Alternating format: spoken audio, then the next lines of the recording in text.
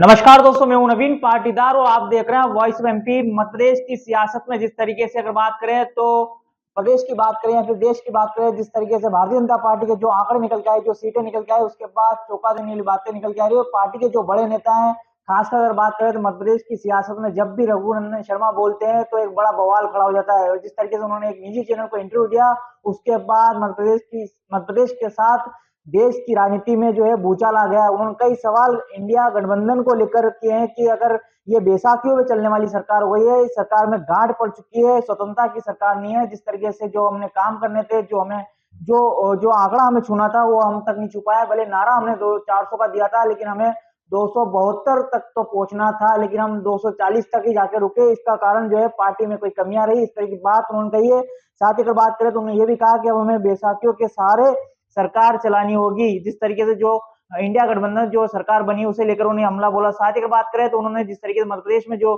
शिवराज सिंह चौहान रहे, जो मुख्यमंत्री रहे, उनकी सरकार रही, उनके तरीके सीएम रहते हुए कार्य किए, उसे लेकर भी कई सवाल खड़े किए। कई तरह की बातें उन्होंने कही है कि कई योजनाओं जो फ्री में मुफ्त में जो योजना चला रखी है उनको बंद करना है।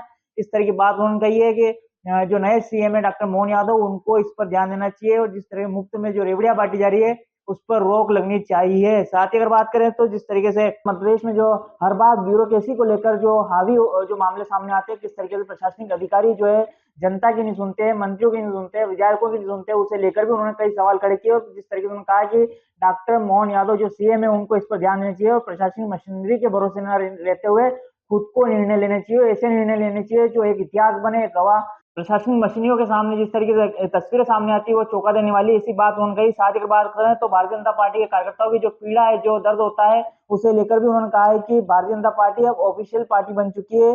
जिस तरीके से यूपी बिगड़ी है तो एमपी भी बिगड़ेगी, इस तरह की बात उन्होंने कही है। कई बड़े सवाल और कई तरह के आरोप जो है भारतीय जनता पार्टी को नेताओं को लेकर भी उन्होंने लगाए।